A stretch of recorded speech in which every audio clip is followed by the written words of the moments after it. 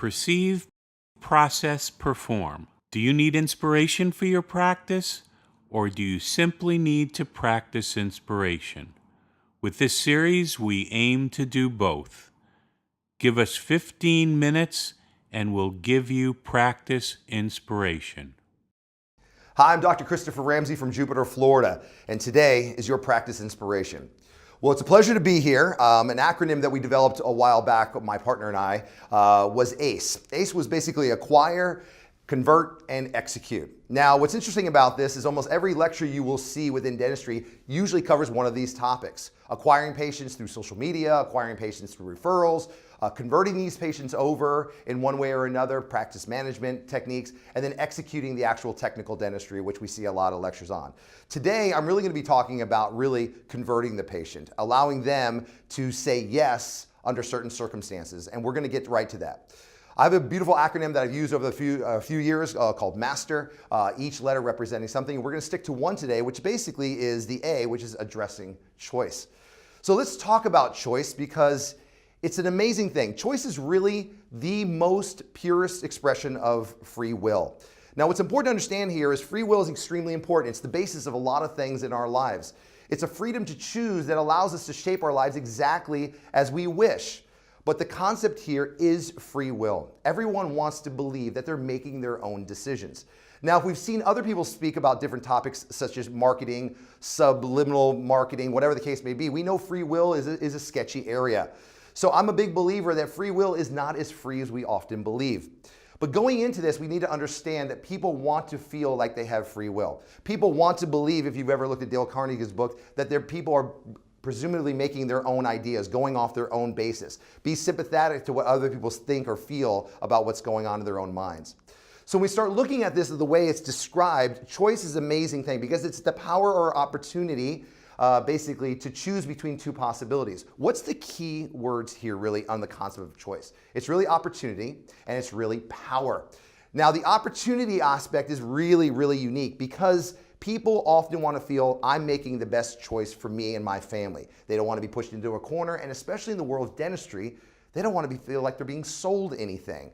And so we want to have the opportunity to choose. We love opportunity. Think about when you buy a car, the opportunity to make a choice between the red one and the black one, to sit down at a dinner and make decisions on what you want to choose to eat that night. We love opportunity. And often it makes us feel empowered. We choose for our own. That's the greatest thing about living in our country and living in a free world is the fact that we are able to make these choices for ourselves and for our family. But what's interesting here is choice is the assumption that we truly understand our preferences and how we can weigh them against each other. Well, there's a lot to be said for that. A lot of us who have practiced dentistry, especially things like implant dentistry for many, many years, have to understand you'll never be able to express to your patients the vast years of 15, 20, 25, 30 years of your knowledge. So what we have to hope for is that we're able to break it down in such a simple way that the person can make a choice of either A, they're going to do the dentistry with you or someone else, and then B, they're going to make the choice to do the best dentistry for themselves.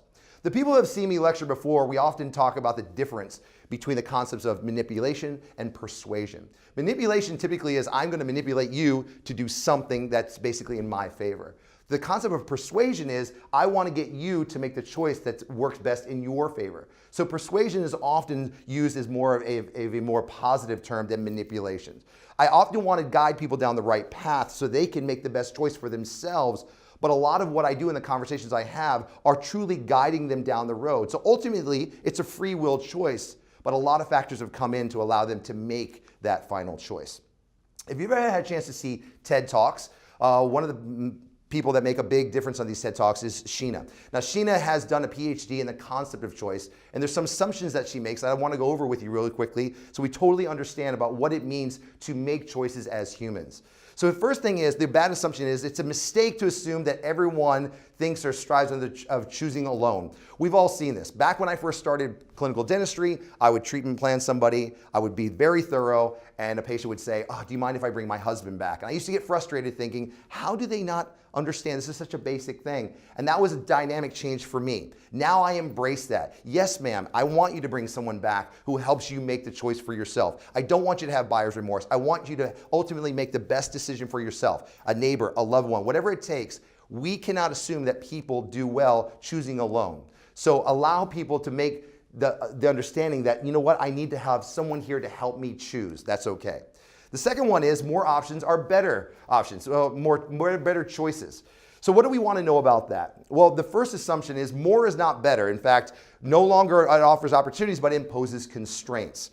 I often joke, if you've ever been to the restaurant Cheesecake Factory, you look at the menu, it is difficult to make a decision. You go through, they say, are you ready to order? No, I'm 50 pages just into sandwiches and 60 pages into salads. But yet you go to a banquet and they'll say chicken or fish, and you can quickly make a decision and you don't think twice about it. So more is not better.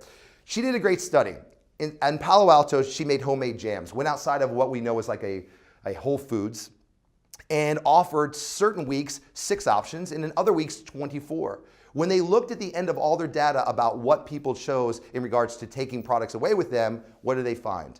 They found that during the times they offered 6 options, they moved 30% of their product. When they had 24, they only moved 3% of their product.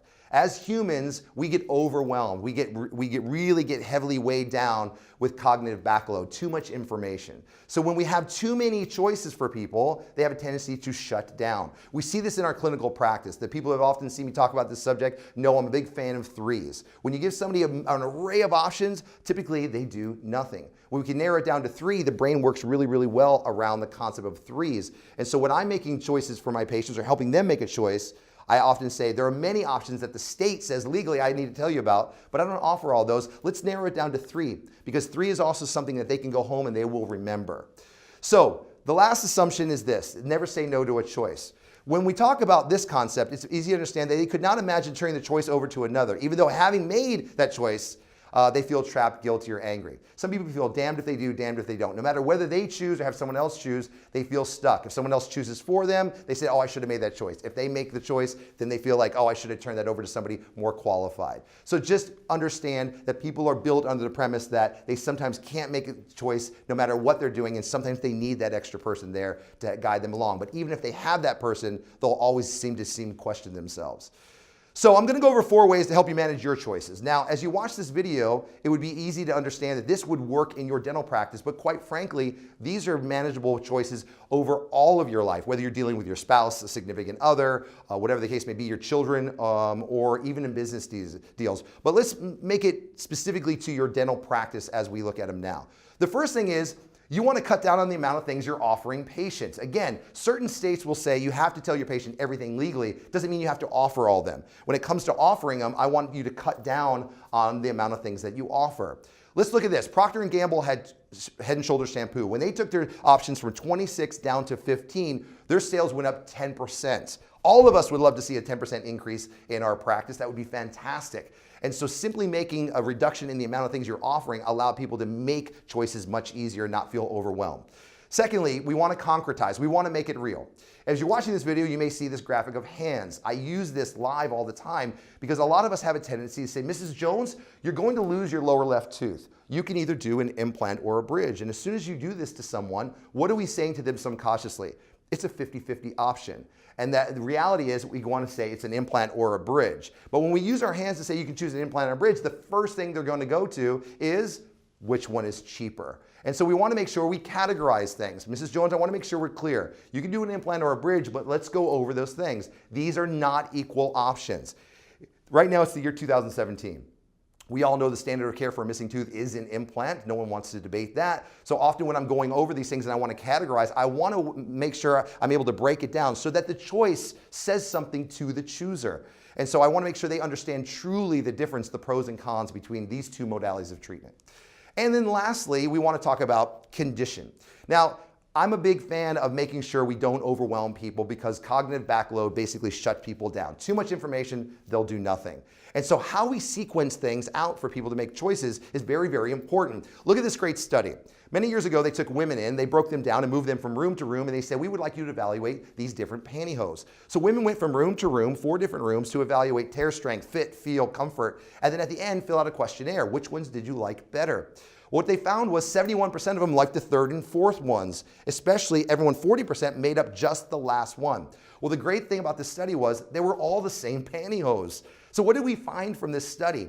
People remember mostly what they hear last. So people often ask me, when I'm talking to a patient about certain modalities of treatment, I want them to make the best choice, which is typically the implant. I always tell them how you tell them in sequence is going to make a big difference. When someone says, I'm going to go home and think about it, the one they're going to think about the most is the one they heard last. We've seen this from the study, and we know it from everyday practice. The fact is, I tell them about the implant last. That's the one they're going to remember. So you want to make it easier on your patients, reduce the amount, make sure they can understand the difference, and really make sure that you sequence it in a way that allows them to remember the things that they need to when they go home. The one you want them to do is the one you're going to tell them at the very, very end.